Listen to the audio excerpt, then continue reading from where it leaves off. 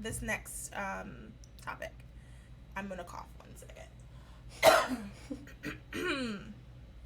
North Texas influencer Brittany Dawn agrees to pay $400,000 in a deceptive trade lawsuit. I just thought of this. Do you know about Brittany Dawn? Do you know anything about her? I don't know a ton about her. I read the story, and I mean, I have some thoughts on the story, but you can explain a little bit more about her.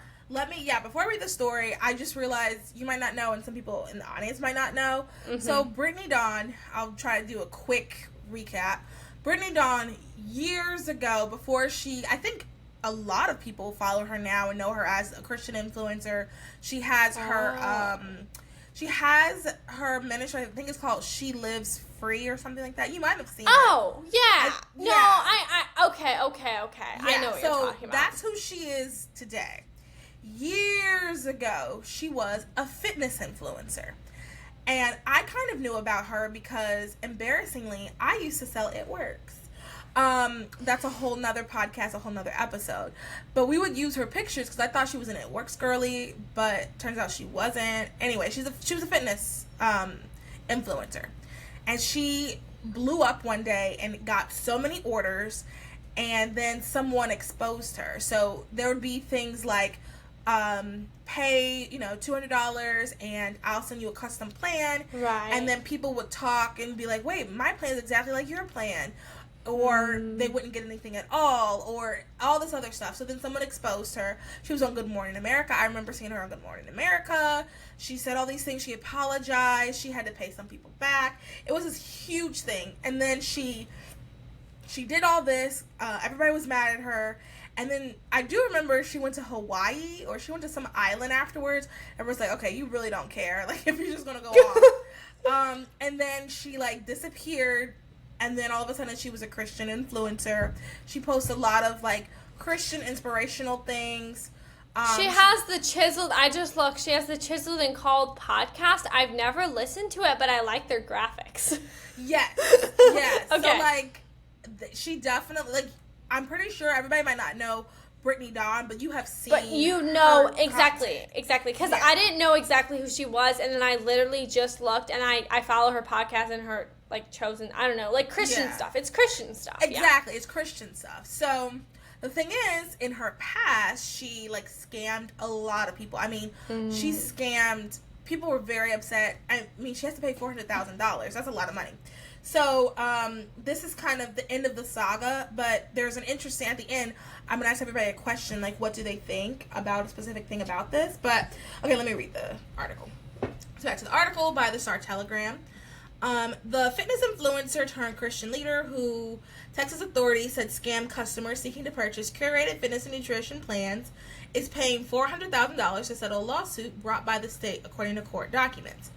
Brittany Dawn Davis, the influencer from North Texas, who the Texas Attorney General Office claimed in a lawsuit scammed her social media followers, has agreed to the payment broken down into $300,000 in civil penalties and $100,000 in restitution, according to the court documents. Davis, quote, admits wrongdoing, end quote, but says she was, quote, overwhelmed by the number of customers who purchased programs from her website, end quote. Davis and the state agreed to the settlement through mediation on April 25th. According to letters from the mediator and the Attorney General Office of the court, she will have 3 years to pay the penalties and restitution and will not be required to pay the $131,320 in attorney fees levied against her if she complies with the permanent injunctions, including in the document. The court documents say the settlement does not prevent private citizens from filing lawsuits against Davis. Okay, so it's all wrapped up. That portion of her life, I guess, kind of is completed. My question is, and Savannah, you answer this. Everybody listening, you can answer this. When do people get a fresh start? If they do get a fresh start, what are some things that they need to do before they get a fresh start? Should you trust people after they've done this? So I listened to, I watched 2 of her videos, because when I saw this, I was like, oh, this is fascinating. And I'm very fascinated by her whole story. Because it's just, when people blow up really quick, I'm very fascinated, because I like to blow up real quick. So I want to see what they're doing so that I can do it. No, I'm just joking, but not joking at the same time. So I'm just very fascinated by it. So I listened to, also she did an hour-long podcast about this as well. And I had emotions going through my emotions were going up and down through the podcast, which is, I'll talk about that later. But the thing is, she wants it to be over. And I get it. I think everything kind of happened in 2018, 2019. Oh, wow. So it's been a minute. So she wants it all to be over. She wants to start and do something different. She wants to have this all in her past. But is this something that can we trust her? Like, what do you guys think? Savannah, what do you think first? I think, and that's hard. That's interesting. So now I'm thinking, because I follow her podcast, and I just like the graphics or the little notes with the little whatever.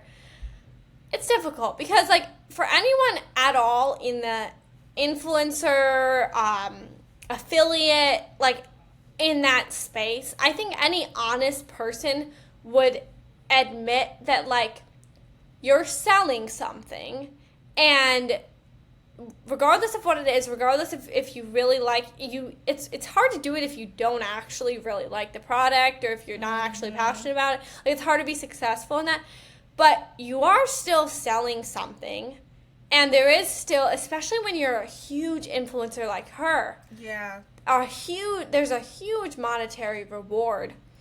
So I think you always have to, personally, I always do question the people's intention and try to see where they got their start from. Did they get their start from just being being passionate about something? When it's funny because, well, I guess I'll use Cecilia, who has the What in the Dang Heck podcast as an example. Now it's a pretty big podcast. She does a lot of big things.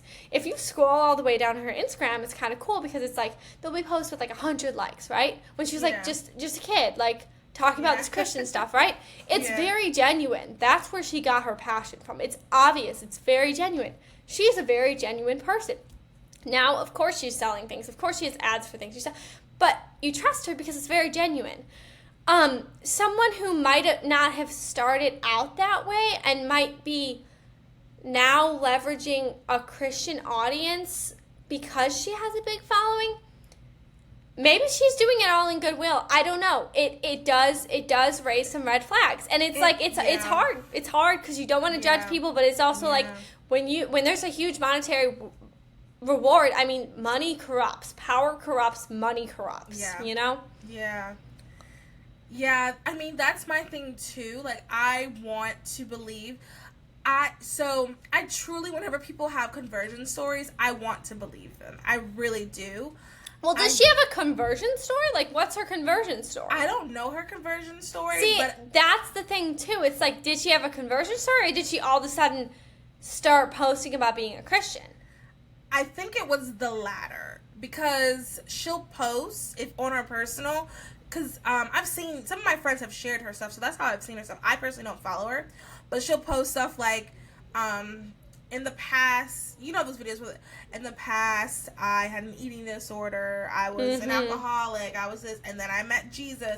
And I'm not trying to minimize those. I think that God can absolutely do that. For sure. It does make me raise an eyebrow, though, when I see those now. Not necessarily because I don't trust the people, but I'm just very skeptical. We Christians are very forgiving because God has forgiven us, so we are called to forgive others. For sure. And we support our own for the most part. So I do feel I want to believe her. I want to believe that she truly is sorry. She did on the podcast. She had said she's apologized numerous times. I will say, so I'm going to say this part. This was in the podcast. I am not making up this story. She said that when everything was happening, she bought a new house. And when she bought the new house, one of her first nights there, she was sleeping or something like that, and she heard someone cock a gun or shoot a gun or something, and heard someone say something this B word should learn not to trust anybody. So she called the police. And she went on the ground, and the lady said to bear crawl to the closet. And the police came. It took them 10 minutes to come. They didn't see anything, but the neighbors saw. And it was terrifying. And it sounds absolutely terrifying. Once again, I want to believe her. But y'all, it is so hard for me to believe that someone would act that way over fitness plans. Now, if someone like Lila Rose or Kristen said that, I'd be like, that checks. I mean, they're talking about abortion. People get emotional over that. But for someone to do that over fitness plans, that just doesn't sound... Unless she left something... Unless I'm missing something, I don't know if someone would come to your house because you did not give them their $70. So it was between $70 and $300. So let's even say $300 because you did not even give them $300. Their $300. They would come to your house. They would, first of all, research where you just recently moved. Exactly, yeah. Come to your house. And I don't want to say that she's not, because she's a sister. If she's claiming to be Christian, I will take her for that. She's a sister in Christ. I don't want to question that. But I'm like, am I missing something? Because that just doesn't sound logical. I agree. It doesn't check out. Yeah. It feels a little sketch. And I don't want to necessarily, like, this section is not necessarily bashing her of, like, yeah, she's just so fake. I don't necessarily feel that way. But I just wonder, like, how do we know who to trust when it comes to content? How do we know who to buy from? How do we know? It's hard, yes. Yeah. Yes. Like, what are some things that we are supposed to be looking out for? Yeah. How do we trust? And then, what do we do when that person disappoints us? Because I just... This whole saga is just so fascinating to me, especially her pivoting to Christianity and doing Christian content. And it's like, I don't think that I personally don't follow her because I just don't like that brand of, like, so pretty and perfect, which is fine. Like, tons of people like that. I just don't like to follow people like that. And so that's why I don't follow her. But, I mean, I have friends that follow her, sometimes share her stuff. And sometimes it is good Christian content. So, even if she's lying, God can use that to touch someone's heart. For sure. But I'm just like, can we ever fully trust her? But then it's also like, she's a Christian, we're Christians. If God's forgiven her, who am I to hold it against? I mean, right, well, of course, she didn't even do anything to me. Like, that's the biggest thing. Like, she didn't take my money, so I don't know, like. Yeah, but, like, the other thing is, too, that I think in these situations where it's, like, skeptical. It is any reasonable person would be skeptical. We're called to forgive everyone, but we're not called to, like, listen to everyone. So, if your gut instinct is telling you, this might not be completely genuine, I just wouldn't listen to her, Yeah. I feel it's strange because I never, like, actually really talked about this, but I do think for me when I'm following, because Christian influencers can be tricky because and I think you're in a similar space that I am too, Mal, because I'm never gonna bash anyone individually, but I think anybody who's in this space would kind of say the same thing. I've followed a lot of people online for a while, and then I meet them in person at an event, at something. I know where you're going. Yep. There are a lot of very not genuine people. There are a lot of mother influencers who I'll see them around their kids. Maybe I'll be trying to help in an event. And they're just, like, mean. Like, they're just like, that's not what you put online. That's not what you portray. Obviously, we're not going to be the same as what we put online. No. People have told me that my friends are just like, you're a lot more open than you are online. Obviously, I'm going to be more open than I am online. Like, obviously, I'm not going to say all these details about my life. Right. But one of the biggest compliments people can give me, and they have given me before, and I'm not a big influencer or anything, is that they're like, what did they say?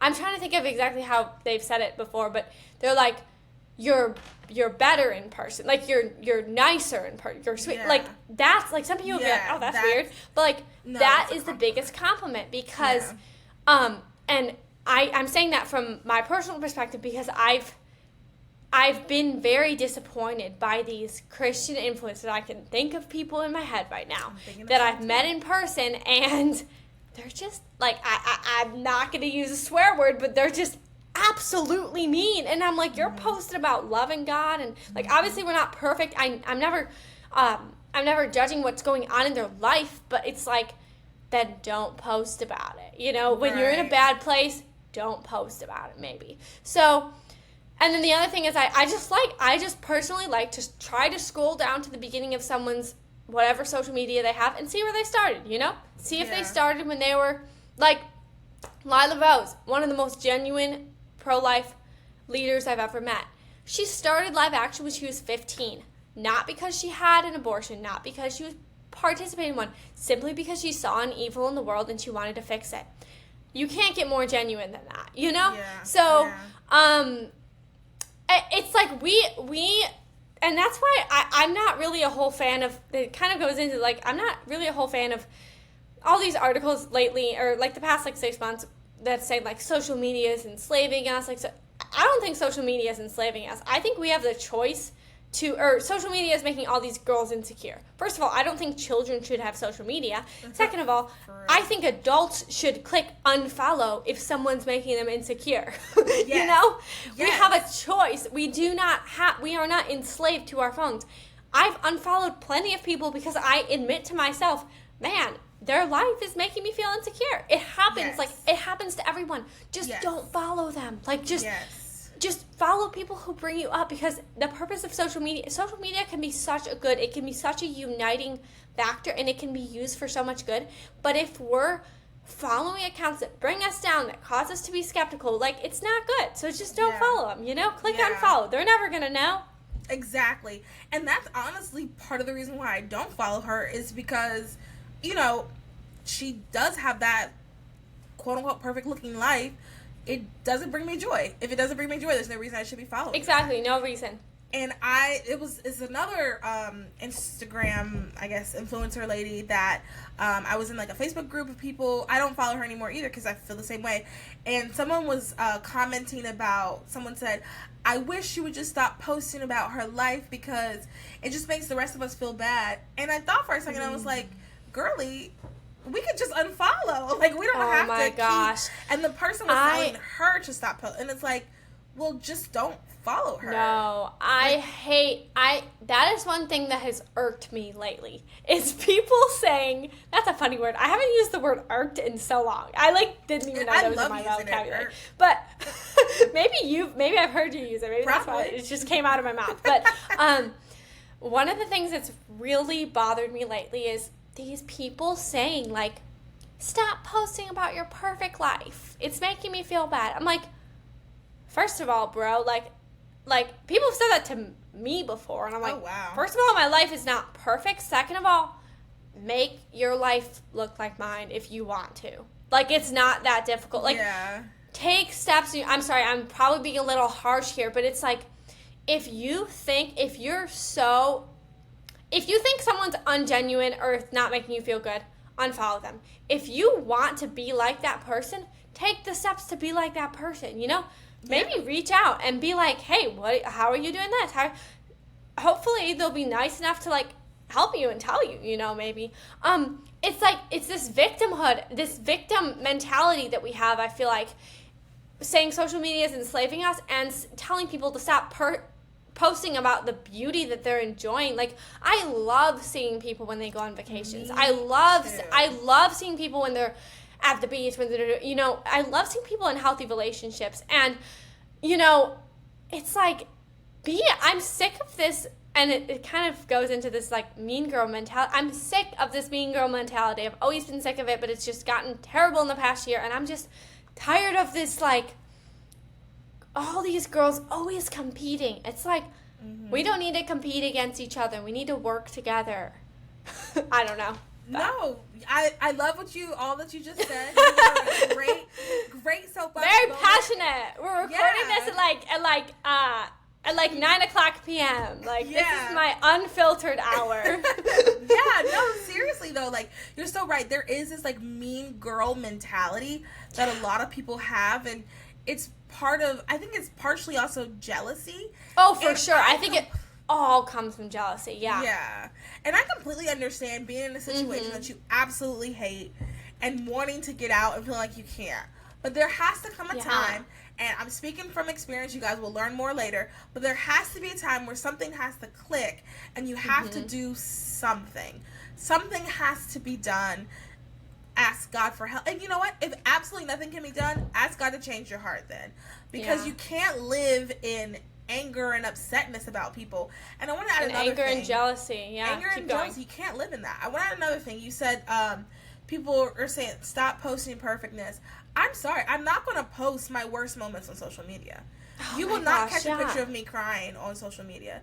You might catch me on a bad day in my closed story saying, I'm so mad at this. And honestly, I post and delete quite often, especially lately. So, like, you might catch that, but you're not going to catch, like, me crying. Like, why would I want to post sad things? I want to post happy things. I want to post when I'm happy. I want you to see the moments that I'm happy.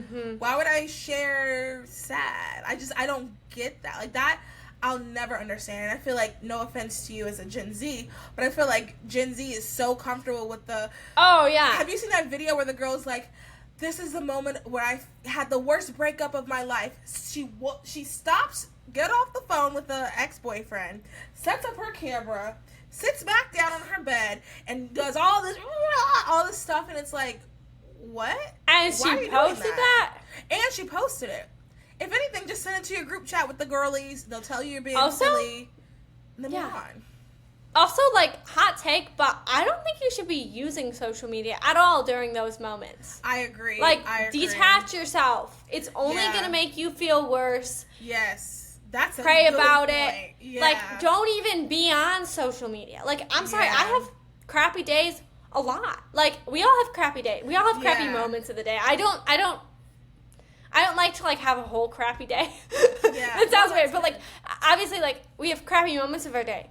I'm not scrolling through Instagram. Like, I'm off because it's like, it's only going to make you feel worse. It's only going to make you go down a hole because you're going to see people getting engaged. You're going to see people being married. People on vacation. Yeah. And it's also, like, kind of cool, though, to remember that, like, maybe you're having a terrible day. If you think about it in this way, you know, maybe you're having a terrible day, but this is, like, the best day of someone's life. Someone's getting married today. Someone's getting engaged today. Somebody finds out they're going to have a baby today, you know?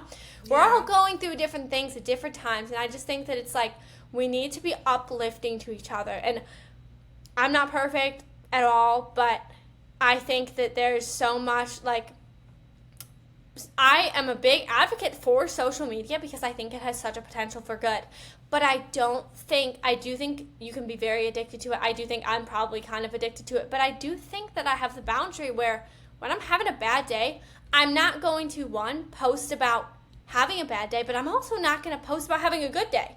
Yeah. Because I'm not having a good day. Yeah. And that's the other trap that I think people get caught up in is trying to make their life look perfect when nobody's life is perfect. Nobody's having a good day every day. And posting about it being a great day when it's not a great day. And it's like, that's not genuine. And there's this quote I'm going to forget. My boyfriend told me something about, like, being genuine. And it was a really good quote, and I totally forgot it. But anyway, it's important to be genuine. And that's what it was like. It was like being a Christian. Like God wants you to be genuine. And, like, if you're not going to be genuine, then, like, don't say anything at all. Because it's not going to help anyone. Yeah. And even we got to move on to the next story, but sorry. To wrap this in a nice bow, dang, I forgot what I was going to say. To wrap this in a nice bow. I can't remember, but either way, that's the update on Brittany Dawn. Let us know, what do you think? Do you think that everyone deserves redemption? Do you think she deserves redemption? Use discernment when following everyone, especially Christians. I don't know what I was going to say, but I do want to say this. One thing that I think we all have to be careful with is a Christian influencer. I personally don't want to be described as a Christian influencer. I'd rather be described as a podcaster that happens to be Christian and she lives her life that way, because that is a lot of pressure that I think that people don't realize being a Christian influencer is. Yes. It's a lot of pressure, and it's also you're going to get like everything you're going to do is going to be scrutinized, and you might not do it purposely, but you're going to see how you have to be perfect. And even though there's no one's ever perfect, but you're gonna feel that pressure because you have established yourself as a Christian influencer. That's something I would never want to establish myself as. I'd rather be known as like a podcaster that just happens to be Christian. Anyway, this is a great conversation. We can definitely go on and on, but we're only gonna do one more story instead of 2 stories because we